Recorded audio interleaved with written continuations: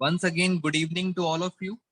और मैंने आपको पहला पॉइंट ये बताया कि गुड्स एंड सर्विस टैक्स के अंदर अगर हम स्कूल पॉइंट ऑफ व्यू से पढ़ रहे हैं तो आप बच्चों ने थ्योरी ज्यादा पढ़नी है। जीएसटी के अंदर मैंने आपके साथ बहुत कुछ डिस्कशन किया था, डिटेल में प्रैक्टिकल भी डिस्कशन किया था, बट अगेन ये सब आपकी नॉलेज के लिए था। तो स्कूल के अंदर आप थ्योरी पे ज्यादा ध्यान देंगे, जीएसटी की थ्योरी के ऊपर। दूसरा पॉइंट, जर्नल एंट्रीज के अंदर आज हम एक और एंट्री सीख लेते हैं, बट उससे पहले मैं आपके साथ कुछ पुराना रिवीजन करा दूं। ये देखो, मैं आपको बताता हूं, ये है हमारा बिजनेस साईं विनायक। और साईं विनायक ने, मान लेते हैं 1 अप्रैल को, 1 अप्रैल को credit sales, credit sales of goods, हमने किसी को उधार पे सामान बेचा। किसको बेचा? उसका नाम है पप्पू। दोस्तों, पप्पू को हमने उधार पे सामान बेचा और उसकी एक्चुअल वैल्यू थी 40,000। आप मुझे फटाफट ये बताएंगे, मैं 1 अप्रैल को क्या एंट्री पास करूंगा? दोस्तों चैट बॉक्स में लिख के मुझे बताइए, 1 अप्रैल को मैं क्या एंट्री पास करूंगा? सेल करी है पप्पू को। आपको पता होना चाहिए पप्पू हमारा कौन बन गया। पप्पू बन गया हमारा डेटर। Very good. दोस्तों अब जल्दी जल्दी बताओ, मैं ज्यादा डिटेल में नहीं जाना चाहता, मैंने आप पे बहुत टाइम लगाया था। डेटर हमारे बढ़ गए, पप्पू अकाउंट डेबिट। दोस्तों डेटर्स बढ़ गए 40,000। टू, टू में हम गुड्स नहीं लिखते, हम गुड्स में क्या लिखते हैं? Sales account. Being goods sold, being goods sold. अब सबसे इंपॉर्टेंट पॉइंट आपको हमेशा याद रखना है, जब भी हम किसी का नाम लिखते हैं आपको अकाउंट वर्ड यूज नहीं करना। नाम के आगे कभी भी अकाउंट नहीं आता। तो हमारी एंट्री हो गई पप्पू टू सेल्स 40,000, 40,000।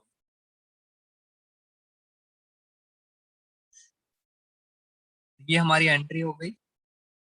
अब हुआ क्या, 40,000 का हमने सामान बेचा और पप्पू ने, ध्यान से देखना, 3 अप्रैल को, 3 अप्रैल को पप्पू ने, हमने क्या लिखा यहाँ पे? लिखा चेक रिसीव। दोस्तों आपको चेक रिसीव हो गया 3 अप्रैल को। जब भी चेक रिसीव होता है तो माइंड में डाउट ये आना चाहिए, हमेशा माइंड में ये डाउट आना चाहिए कि सर ये चेक हमने डिपॉजिट कब कराया? आपको क्वेश्चन में पढ़ना पड़ेगा, क्या ये चेक डिपॉजिट उसी दिन कराया या किसी और दिन? और मैंने आपको बताया कि सर ये चेक हमने डिपॉजिट कराया 5 अप्रैल। इट मींस 3 अप्रैल को आपको चेक मिला। कितने का चेक मिला? 40,000 का। और वो चेक आपने बैंक में डिपॉजिट कराया 5 अप्रैल को। अब क्योंकि सर जर्नल एंट्रीज हमें हर दिन करनी होती है, 3 अप्रैल को क्या एंट्री होगी? दोस्तों चेक मिला है आपको, 3 अप्रैल को क्या एंट्री होगी? जल्दी से बताओ। चेक मिला है तो आप लिखेंगे चेक इन हैंड, क्योंकि अभी तक चेक आपने डिपॉजिट नहीं कराया है। Cheque in hands account debit. Very good, very good, बच्चों को याद है। चेक मिला, किससे मिला है? पप्पू से मिला है। बेटा चेक किससे मिला है? पप्पू से। पप्पू की स्पेलिंग ऐसे कर देते हैं या पप्पू कर देते हैं। और आपको पता है पप्पू के आगे अकाउंट हम नहीं लिखेंगे।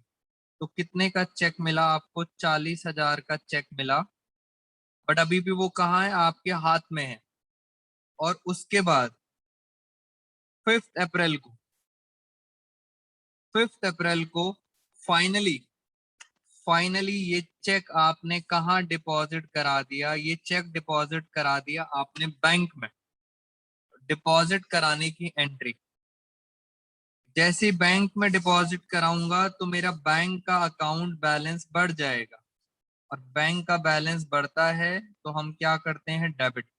और क्या चला जाएगा, मेरे हाथ से क्या चला जाएगा, चेक चला जाएगा, चेक इन हैंड।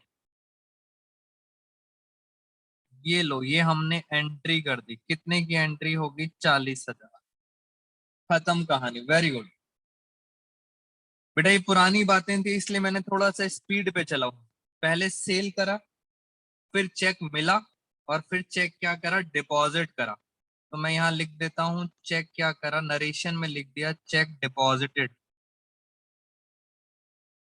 दोनों अलग अलग डेट्स पे थी, और अलग अलग डेट्स पे हमने ये कर दिया। पहले मुझे यहाँ बताइए, यहाँ तक any doubts, any doubts in this? ये सब पुराना था, अब आगे चलेंगे। बेटा मेन क्वेश्चन पे मैं आऊंगा, इसलिए मुझे जल्दी से बताइए, any doubts in this? Journal entries आपको बार बार बोल रहा हूं, ज्यादा से ज्यादा प्रैक्टिस करो। चलिए, यहां तक स्टूडेंट्स को डाउट नहीं है। अगर हम देखें दोस्तों, अगर मैं आपको कुछ दिखाना चाहता हूं, इन एंट्रीज को अगर मैं क्लब करता हूं, जैसे हमें सीए में कराया जाता है, मैं चाहता हूं आप सब बच्चों को अभी से मैं उस चीज की ट्रेनिंग दे दूं। मैं आपको कुछ दिखाना चाहता हूं, जरा ध्यान से देखना। दोस्तों, हमें सीए में क्लब करना सिखाते हैं कि हम एंट्री क्लब कैसे करते हैं। वेरी गुड उत्कर्ष। दोस्तों, चेक यहाँ डेबिट है और यहाँ चेक क्रेडिट है, ये आपस में कट गया। मैं सिर्फ आपको थोड़ा एक्स्ट्रा नॉलेज देना चाह रहा हूँ, आपने पेपर में कट नहीं करना। पेपर में जो चल रहा है बिल्कुल सही। दोस्तों, यहाँ पप्पू क्या हो रहा था, डेबिट, और यहाँ पे पप्पू क्या हो रहा है, क्रेडिट। इसका मतलब सर पप्पू वाली भी एंट्री कट जाती है। अगर मैं सिर्फ इन दोनों एंट्रीज को क्लब करूं, सिर्फ इन दोनों एंट्रीज को ऊपर छोड़ दूं, तो इन दोनों एंट्रीज को क्लब करने का मतलब है बैंक, मैंने क्या कर दिया, बैंक अकाउंट को डेबिट कर दिया। ये देखिए आप, बैंक डेबिट हो गया, कितने अमाउंट से, 40,000 से।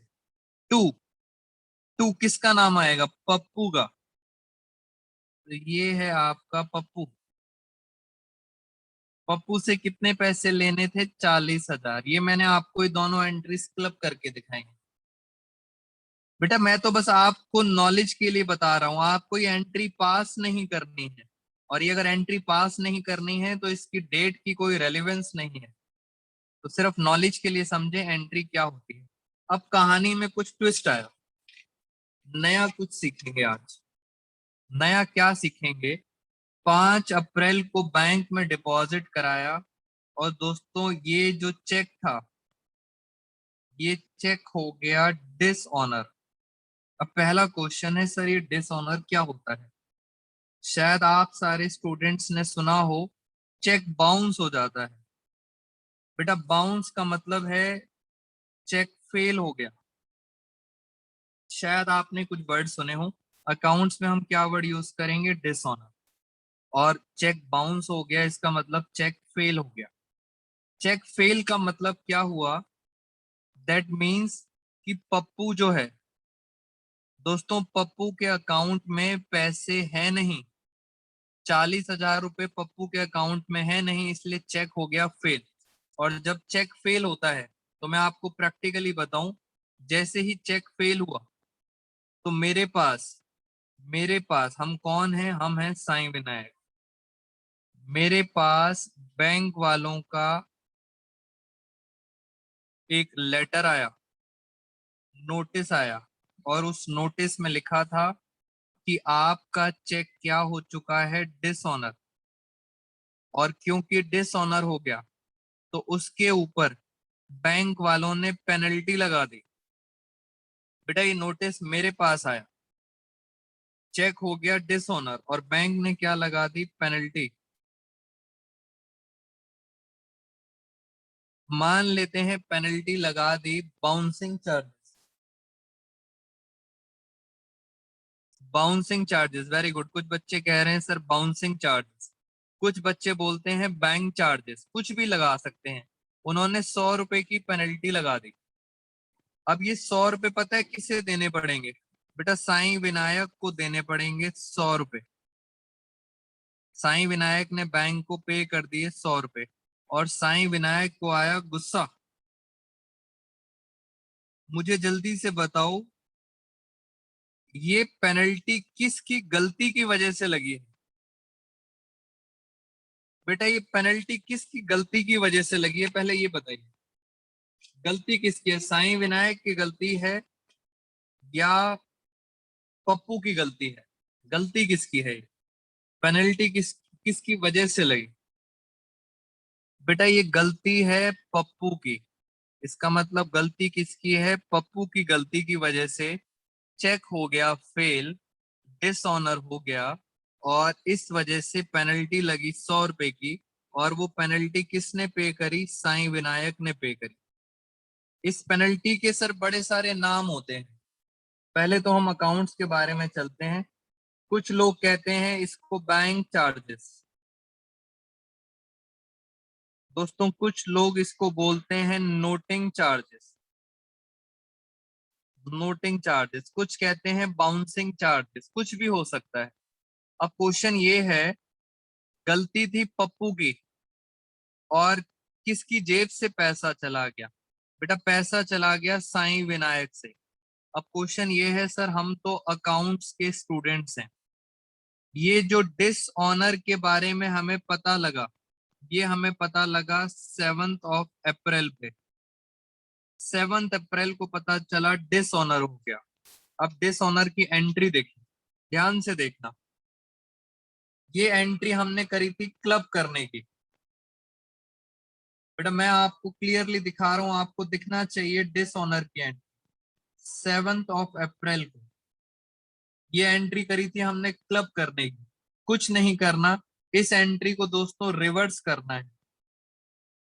डिसऑनर में क्या करते हैं? सिर्फ रिवर्स करते हैं। जरा देखो ध्यान से, मैं रिवर्स कर रहा हूं।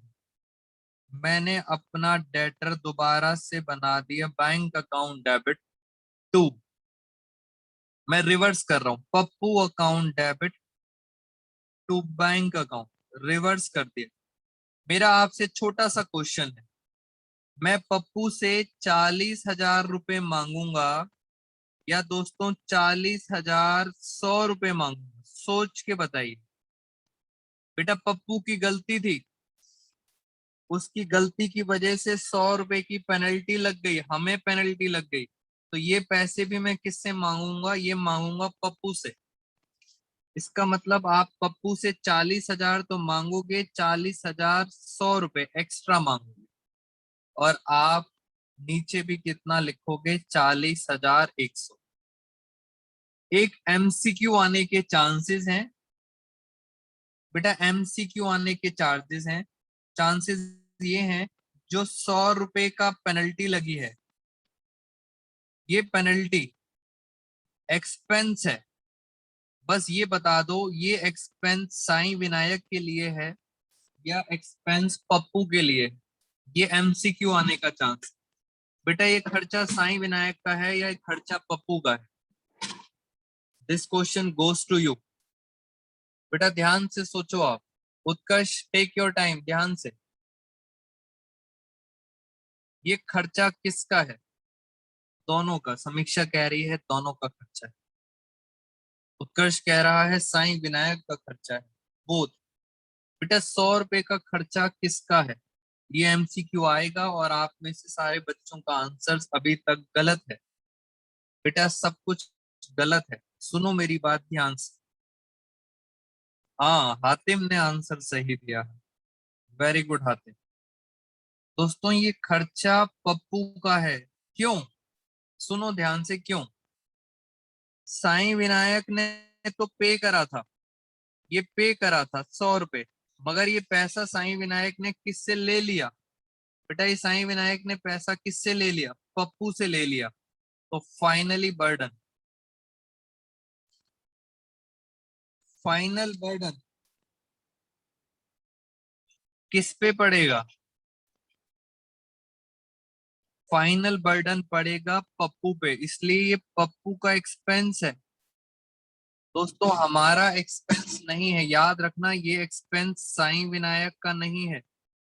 खर्चे का बर्डन पड़ेगा पप्पू पे, तो ये एक्सपेंस होगा पप्पू का। ये एमसीक्यू आप सब बच्चों ने याद रखना है।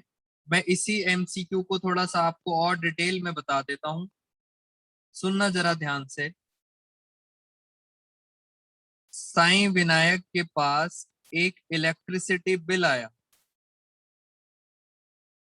दोस्तों इलेक्ट्रिसिटी बिल आया 4,000 रुपए का, यानी इंस्टीट्यूट का इलेक्ट्रिसिटी बिल आया 4,000 का। साईं विनायक ने ये 4,000 रुपए दिए, मान लेते हैं एक सर्वेंट को। बेटा सर्वेंट को दिए 4,000 रुपए, और वो सर्वेंट ने जाके बीएसईएस का जो ऑफिस होता है, इलेक्ट्रिसिटी का जो डिपार्टमेंट है, वहां जाके ये पैसे क्या करा दिए, पे कर दिए। मेरा क्वेश्चन ये है, इलेक्ट्रिसिटी बिल का खर्चा सर्वेंट का है या साईं विनायक का है? बताइए जरा। बेटा ये बिल का खर्चा किसका है? इलेक्ट्रिसिटी बिल का खर्चा साईं विनायक का है या सर्वेंट का है? अब आप सब बच्चे बिल्कुल सही बता रहे हैं कि सर ये खर्चा साईं विनायक का है। सर्वेंट कौन है? सर्वेंट तो एक तरह से मीडियोकर है, मिडलमैन। यहां से पैसे लिए और कहा जमा करा दिए, BSES. In the same way यहाँ पे है पप्पू, यहाँ है साईं विनायक, और यहाँ है बैंक। साईं विनायक ने बैंक को पे करे, मगर वो पैसे किससे ले लिए? वो पैसे ले लिए पप्पू से ले लिए। इसका मतलब फाइनली बर्डन किस पे पड़ा? फाइनल बर्डन पड़ा पप्पू पे, तो पप्पू के लिए वो एक्सपेंस है। ये एंट्री होती है दोस्तों डिसऑनर की। पहले मुझे एक बात बताइए, क्या आपको डिसऑनर की एंट्री समझ आई है? ये एंट्री क्या करी है मैंने? बेटा जल्दी से बताइए, is this clear to all of you? नई चीज सीखी है आपने, डिसऑनर। मैंने आपको बहुत डिटेल में दोस्तों क्रिस्टल क्लियर करके बता दिया है, एमसीक्यू भी बता दिया मैंने आपको। तो पप्पू से हम कितने पैसे लेंगे? 40,100 रुपये।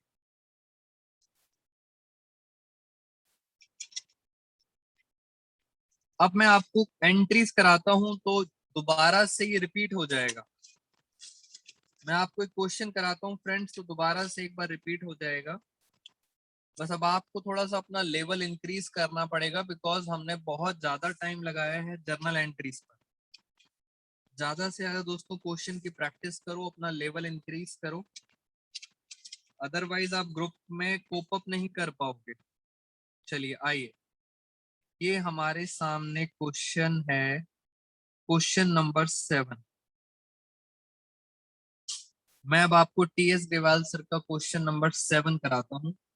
इसके अंदर कुछ पॉइंट्स, गिव जर्नल एंट्रीज, और यहाँ पे डेट दी हुई है 1 अप्रैल, 2 अप्रैल, 5 अप्रैल, 7 अप्रैल। हम काम की बात करते हैं। मेरे से स्टूडेंट ने पूछा था सर 5 अप्रैल की एंट्री बताइए। तो दोस्तों सीधा स्टार्ट करते हैं 5 अप्रैल। इसको यहाँ पे कर देता हूँ मैं आपके सामने, थोड़ा सा और इसको जूम कर देते हैं। क्वेश्चन अच्छा है, आप सब बच्चे भी ट्राई करना। 5 अप्रैल, रिसीव्ड अ चेक। आपको चेक मिला है रमेश से, to whom goods were sold. आपने उसको 12,000 रुपए का सामान बेचा था लास्ट ईयर, पिछले साल बेचा था। अब आपको चेक मिला है 5 रुपए, और इसलिए आपने उसको डिस्काउंट दिया ऑन पेमेंट। आपने 1% का डिस्काउंट दे दिया। अब चेक मिला है, जैसे ही चेक मिला है दिमाग में क्वेश्चन ये आना चाहिए, सर ये चेक सबमिट कब कराया? आप देखो 7 अप्रैल को रमेश का चेक आपने डिपॉजिट कराया है। इसका मतलब सर क्लियर हो गया, 5 अप्रैल को तो सिर्फ चेक मिला है। तो आप एंट्री पता है क्या करेंगे? आप लिखेंगे cheque in hand, account debit. Cheque मिला, 2, ये चेक किससे मिला? रमेश से मिला। बेटा रमेश से चेक, रमेश को आपने सामान बेचा था 12,000 का, मगर चेक मिलेगा 1% डिस्काउंट। जरा देखें डिस्काउंट कितना हुआ, फटाफट जरा देखते हैं। आपने उनको डिस्काउंट दिया 1% ऑफ 12,000, 12,000 का 1% होता है 120, 120 का आपने डिस्काउंट दिया। मैंने आपको बताया था जहां जहां चेक होता है, जहां जहां बैंक होता है दोस्तों, साथ साथ क्या होते हैं? डिस्काउंट चार्जेस, डिस्काउंट चार्जेस या allowed, discount allowed account debit. 120 का डिस्काउंट है, इसका मतलब चेक कितने का मिला होगा? चेक मिला होगा 11,880 रुपए का चेक मिला होगा। बेटा 11,880 आएगा समीक्षा। डिस्काउंट हमारे लिए क्या हो गया? डिस्काउंट हमारे लिए है एक्सपेंस। चेक मिल गया। अब ये चेक हमने डिपॉजिट कब कराया? चेक डिपॉजिट कराया 7 अप्रैल। चलिए मैं चेक डिपॉजिट कराने जा रहा हूं। बैंक अकाउंट डेबिट, चेक था 11,880 का, मैंने डिपॉजिट करा दिया। To cheque in hand 11,880, cheque मैंने डिपॉजिट करा दिया। नीचे नरेशन में भी लिख देता हूं, being cheque deposited into bank. ये देखिए हमने चेक क्या करा दिया? डिपॉजिट करा दिया। दोस्तों अब ध्यान से, अब ध्यान देने वाली बात यह है, 9 अप्रैल को देखो क्या हुआ, रमेश का चेक डिसऑनर हो गया। रमेश का चेक डिसऑनर हो गया और उसके ऊपर बैंक ने चार्जेस भी लगा दिए 20 रुपए। बेटा चेक डिसऑनर हो गया और उसमें 20 रुपए के क्या लगा दिए? चार्जेस लगा दिए। अब पहली चीज अब मैं करने जा रहा हूं डिसऑनर की एंट्री। अब डिसऑनर की एंट्री ध्यान से देखेंगे आप सारे स्टूडेंट्स। 9 अप्रैल, बेटा गड़बड़ नहीं होनी चाहिए। अब डिसऑनर की एंट्री 9 अप्रैल में हम एंट्री करेंगे। मैंने शॉर्ट में लिख दिया डिसऑनर। कुछ नहीं करना, रिवर्स करना है। चेक इन हैंड कट जाता है, सिर्फ रिवर्स करेंगे एंट्री। एंट्री रिवर्स क्या होगी? रमेश को हम करेंगे डेबिट और बैंक को हम करेंगे क्रेडिट। अब क्वेश्चन ये है, रमेश से पैसे लेने थे 12,000। दोस्तों अब 12,000 नहीं आएगा, ये जो चार्जेस है 20 रुपए, ये भी आप किससे लोगे दोस्तों? रमेश से लोगे। Very good. ये जो डिसऑनर के चार्जेस लगे हैं, ये गलती आपकी नहीं है, गलती किसकी है? रमेश की है। तो ये चार्जेस भी आप रमेश से लोगे। ये देखो, ये हो गई हमारी एंट्री, डिसऑनर की एंट्री। रमेश क्रेडिट था, रमेश क्रेडिट था तो मैंने क्या कर दिया? डेबिट कर दिया। और बैंक डेबिट था तो मैंने बैंक को क्या कर दिया? बैंक को कर दिया क्रेडिट कर दिया। तो Ramesh account debit to bank account, ये एंट्री हो गई बीइंग चेक डिसऑनर। मुझे फाइनली बताओ, अब मुझे रमेश से 12,000 लेने हैं या 12,020 रुपए लेने हैं? डिस्काउंट को नहीं लेके आते बीच में। बेटा रमेश से मुझे पैसे कितने लेने? डिस्काउंट को बीच में मत लाना। कितने पैसे लेने हैं रमेश से? वेरी गुड, हमें लेने हैं 12,020 रुपए। ये हमारा रमेश कौन है? ये हमारा है डेटर, इससे हमें पैसे लेने हैं। अब चलते हैं और आगे, अभी कहानी खत्म नहीं हुई। अभी देखो रमेश की गलती है, अभी आगे चलते हैं। 20 अप्रैल को क्या हुआ? Ramesh settled his account by issuing a cheque. उन्होंने एक चेक दिया, उसमें 60 रुपीज इंटरेस्ट भी दिया। बेटा रमेश की गलती थी, इसलिए उन्होंने हमें 60 रुपीज चेक दिया। आराम से ये बताइए, हमें 60 रुपीज का जो इंटरेस्ट मिलेगा हमारे लिए दोस्तों इनकम है? पहले ये बताइए, इंटरेस्ट जो मुझे मिल रहा है हमारे लिए इनकम है एक्सपेंस है? ये बताइए। 20 अप्रैल को चेक मिल रहा है 12,080 रुपए का। 20 अप्रैल को मैं एंट्री करने जा रहा हूं और आप सबको पता है इंटरेस्ट के साथ चेक मिला है। अब चेक मिला है, फिर दिमाग में क्वेश्चन ये आ रहा है कि सर चेक डिपॉजिट कब कराया? बेटा चेक तो मिला मगर डिपॉजिट कब कराया क्वेश्चन में कुछ नहीं लिखा। मेरी बात को बहुत ध्यान से सुनना दोस्तों, आगे क्वेश्चन में कुछ नहीं लिखा तो मैं ये मान के चलूंगा कि चेक उसी दिन डिपॉजिट करा दिया। अब मैं चेक नहीं लिखूंगा, मैं सीधा लिखूंगा बैंक। कितने का चेक मिला है? 12,080 रुपए का चेक मिला है टू रमेश। दोस्तों रमेश से लेने कितने थे याद है आपको? मैंने बताया था रमेश से लेने थे 12,020 और इसके साथ साथ हमें एक इनकम हो गई, इंटरेस्ट रिसीव्ड अकाउंट। आप जर्नल एंट्रीज की सबसे ज्यादा टेक्निकल लेवल पे चल रहे हैं तो हो सकता है आप में से कुछ बच्चों को इसमें डाउट हो। मैंने आपको पहले ही कहा था दोस्तों, जर्नल एंट्रीज को और डिटेल में पढ़ो, दोबारा से वीडियोस को एक बार रिवाइज कर लो। आपको समझ आना चाहिए ये इनकम है, ये बैंक में पैसा आ रहा है और ये डेटर हमारे कम हो रहे हैं। 12,000 की जगह 12,020 की जगह 12,080 मिल रहे हैं। 60 रुपीज का क्या मिला हमें? चेक मिला। चलिए और आगे चलते हैं।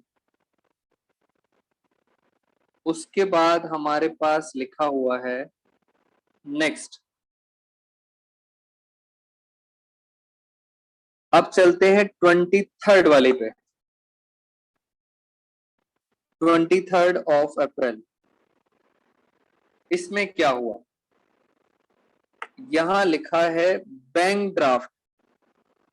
दोस्तों जब कॉलेज में एडमिशन लेते हैं या कुछ स्कूल्स वाले भी आजकल क्या करते हैं, वो चेक नहीं लेते, वो चेक की जगह आपसे लेते हैं बैंक ड्राफ्ट। जब स्कूल में एडमिशन लेना होता है, कुछ स्कूल्स के अंदर अभी भी बैंक ड्राफ्ट यूज होता है इंस्टेड ऑफ चेक। तो आपने बैंक ड्राफ्ट दिया है, किसको दिया है? In favour of Messrs Lal's and son. 5,000 का आपने उन्हें क्या दिया है? Bank draft. और इसलिए आपको उस पर चार्जेस लग गए 700। दोस्तों ये चार्जेस आपके हैं, आपने उनको चेक दिया 5,000 का और उस पर चार्जेस लग गए 700 के। सीधा 23rd अप्रैल की हम एंट्री करते हैं। देखो जरा ध्यान से, एक्सपेंसेस हैं, वेरी गुड, ये हमारे एक्सपेंसेस हैं। मैसर्स लाल एंड सन्स, आपने उनको चेक दिया 5,000 रुपए का। टू, चेक दिया, चेक की जगह अब आप लिखेंगे बैंक ड्राफ्ट। आपने बैंक ड्राफ्ट दिया और बैंक ड्राफ्ट को बनाने में, चेक बनवाने में आपका खर्चा भी हो गया। ऑल एक्सपेंसेस आर डेबिटेड, ये खर्चा आपका है, ये डिसऑनर वाला नहीं है। कितना खर्चा है आपका? 700। इसका मतलब आपके अकाउंट से टोटल कितने पैसे निकलेंगे? 5,700 रुपए। This is called bank draft. Normally cheque की जगह बैंक ड्राफ्ट लेते हैं, कॉलेजेस तो बैंक ड्राफ्ट लेते हैं, कुछ स्कूल्स भी लेते हैं। और आगे चलते हैं। बस बाकी तो दोस्तों सिंपल सिंपल एंट्रीज हैं इसके अंदर, मेन एंट्रीज मैंने आपको बता दी। एक और क्वेश्चन था जीएसटी के ऊपर, मैं जरा वो भी आपके साथ डिस्कस कर लेता हूं। अच्छा पहले ये बताइए, is it clear to all of you? क्या आपको ये बात समझ आई है जो एक इंपॉर्टेंट एंट्रीज थी? बेटा मुझे पता है आप में से कुछ बच्चों को आज कम समझ आया होगा, उसके पीछे रीजन ये है, आप जर्नल एंट्रीज की प्रैक्टिस करो ज्यादा से ज्यादा। ये आपका 12th का बहुत इंपॉर्टेंट बेस है। 12th सारी खराब हो जाएगी अगर जर्नल एंट्रीज नहीं समझ आई। और मैं कोशिश करूंगा कि मैं इसका आप सब बच्चों के साथ ऑफलाइन टेस्ट लूं। बेटा मैं ऑफलाइन टेस्ट लूंगा जर्नल एंट्रीज का, क्योंकि जर्नल एंट्रीज वीक नहीं होनी चाहिए। चलिए एक और क्वेश्चन है आपके साथ, उससे पहले मैं आपको जरा एक बार जीएसटी बता देता हूं।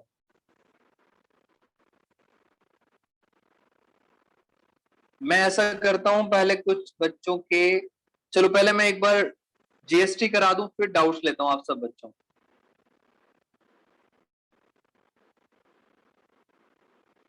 बेटा जीएसटी का डाउट ले लें, फिर हम आप सब बच्चों को अनम्यूट कर देंगे और फिर हम आपके साथ डाउट्स लेंगे। जीएसटी में एक डाउट ये आ रहा है स्टूडेंट्स को, जैसे ये होती है कॉस्ट, कॉस्ट के अंदर याद करो मैंने आपको बताया था प्रॉफिट ऐड करते हैं। दोस्तों प्रॉफिट ऐड करने के बाद आती है हमारे पास लिस्ट प्राइस। लिस्ट प्राइस को कुछ बच्चे कहते हैं टैग प्राइस, कुछ बच्चे एमआरपी बोलते हैं। इसमें से हम देते हैं उनको ट्रेड डिस्काउंट। पहले हम सबको क्या देते हैं? Trade discount. ट्रेड डिस्काउंट देने के बाद, ट्रेड डिस्काउंट देने के बाद जो वैल्यू आती है, दिस इज कॉल्ड एक्चुअल में सेल्स वैल्यू। और अगर कोई खरीद रहा है तो उसके लिए परचेज वैल्यू। यानी क्वेश्चन यहां से स्टार्ट होता है। ऊपर से दोस्तों ऊपर की चीजें आपको रिकॉर्ड नहीं करनी होती अकाउंट्स के अंदर। क्वेश्चन हमारा यहां से स्टार्ट होता है, सेल्स वैल्यू या परचेज वैल्यू। अब अगर किसी ने पेमेंट कैश में करी या चेक में करी, अगर कोई पेमेंट कर देता है तो आप उसको एक एडिशनल डिस्काउंट देते हो जिसे कहते हैं कैश डिस्काउंट। एक और डिस्काउंट कैश डिस्काउंट, अगर कैश में पेमेंट करी। और सर कैश डिस्काउंट माइनस करने के बाद आती है आपकी टैक्सेबल वैल्यू। इस वैल्यू के ऊपर लगता है जीएसटी। ये है टैक्सेबल वैल्यू और यहां लगेगा जीएसटी। जीएसटी आपको पता है दो होते हैं, सीजीएसटी, एसजीएसटी या आईजीएसटी। तो इस वैल्यू पे याद रखना फ्रेंड्स, कैश डिस्काउंट के बाद जो वैल्यू है उस पे लगता है जीएसटी। और जीएसटी लगने के बाद फाइनली जो अमाउंट आता है वो पैसा होता है जो आप कस्टमर से लेते हो, इसे कहते हैं इनवॉइस वैल्यू। तो मुझे आपको ये बताना है, आपको जर्नल एंट्रीज में सिर्फ ये रिकॉर्ड करना होता है। और जीएसटी किस पे लगता है? Taxable value. आपके सामने एमसीक्यू क्वेश्चन आएगा, एमसीक्यू में आपसे पूछेंगे जीएसटी कैश डिस्काउंट के बाद लगता है या कैश डिस्काउंट से पहले लगता है? क्या कहते हो आप दोस्तों, जीएसटी कैश डिस्काउंट के बाद लगेगा या पहले लगेगा? तो एमसीक्यू आपने समझना है ध्यान से। और मैं आपको एक क्वेश्चन यहीं करा देता हूं, क्वेश्चन की फिगर्स लिख देते हैं जरा। दोस्तों लिस्ट प्राइस दे रखा है, लिस्ट प्राइस दे रखा है 1 लाख। ये इलिस्ट्रेशन नंबर है, एग्जाम्पल नंबर 2 है। फिगर्स में बात करते हैं जरा। लिस्ट प्राइस दे रखा है 1 लाख, ट्रेड डिस्काउंट है 20%। 20% इसका कितना हुआ? 20% हुआ 20,000। इसका मतलब फाइनली वैल्यू कितनी आ गई? 80,000। देखते जाइए आप बेटा, 1 लाख में से 20,000 गया तो 80,000 बचा। आगे लिखा है कैश डिस्काउंट है 2%। 2% का कैश डिस्काउंट है, तो जरा 2% निकालू मैं, 2% इसका, तो 2% आ गया इसका 1600। 1600 के बाद आपके पास टैक्सेबल वैल्यू आ गई 78,400। फिर कह रहे हैं टैक्स लगेगा, जीएसटी लगेगा 12%। और आपको पता है 12% अलग अलग लगता है, सीजीएसटी, एसजीएसटी। तो मैं जरा 12% को ब्रेक कर देता हूं, 6%, 6%। दोनों को मैंने ब्रेक करा और इसके ऊपर मैं लगाऊंगा 6% CGST 4704, फिर मैंने लगाया SGST टैक्स लगा दिया, तो फाइनली ये आपने प्लस करना है। फाइनली आप पैसे लोगे 87,808, ये आप पैसे लोगे कस्टमर से। अब बच्चा कहेगा सर एक बार इसकी जर्नल एंट्री बता दो। बेटा अब जर्नल एंट्री देखते हैं, हमने क्या करा है, हमने सेल करी है। ध्यान से देखना अब जर्नल एंट्री, मैं लिखूंगा मेरे पास cash account debit, cash account debit, मेरे पास कैश आएगा 87,808, इतना मैंने कस्टमर को बेचा है 87,808। टू सेल्स, सेल्स ध्यान से देखो सेल की वैल्यू क्या है, सेल की वैल्यू है 80,000, सामान 80,000 का था, कैश अकाउंट टू सेल। फिर मैंने आपको बताया था जहां जहां कैश होता है उसके साथ साथ आता है discount, discount allowed account debit. ध्यान से देखो कैश डिस्काउंट आपने कितना दिया था, आपने कैश डिस्काउंट दिया 1600, 1600 रुपए का, ये आपके लिए क्या बन गया, एक्सपेंस। अब जीएसटी लगाना है, सेल्स के साथ आप क्या लगाओगे, जीएसटी, और मैंने आपको बताया था यहां पे लगता है आउटपुट, आउटपुट जीएसटी, पहले लगेगा सीजीएसटी फिर लगेगा एसजीएसटी। कितना कितना है, 4704, 4704, ये आपका लग गया टैक्स। तो यहां से लेके यहां तक आपने सारी की सारी फिगर्स को रिकॉर्ड कर दिया, cash account debit, discount account debit, to sales, to output CGST. ये है आपकी जर्नल एंट्री जो सबसे ज्यादा कॉम्प्लिकेटेड है। एक बार जरा इसका टोटल कर लें। बेटा एक बार ये बताना आप सब बच्चे क्या इनका टोटल टैली कर रहा है? मेरे पास कैलकुलेटर नहीं है, मेरा नेफ्यू कैलकुलेटर लेके चला गया। आप बताएंगे क्या ये टैली कर रहा है? यस, फटाफट देखते हैं।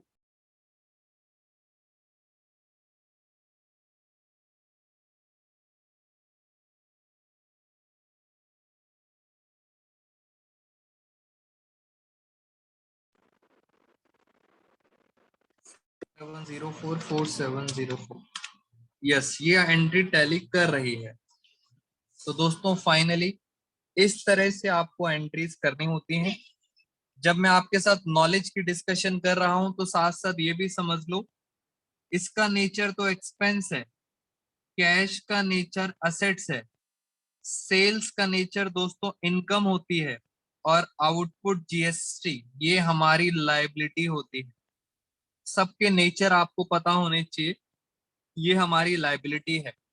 आप सब स्टूडेंट्स को फाइट कहाँ करनी पड़ेगी, जब आपको बोला जाएगा प्रिपेयर लेजर अकाउंट, जो आपका नेक्स्ट चैप्टर है लेजर अकाउंट, इस एंट्री को हम कैसे पोस्ट करते हैं लेजर के अंदर, वो हम देखेंगे नेक्स्ट क्लास के अंदर। तो आज की क्लास में फ्रेंड्स इतना ही, इसको जरूर रिवीजन करेंगे। Thank you so much all of you, take care everyone.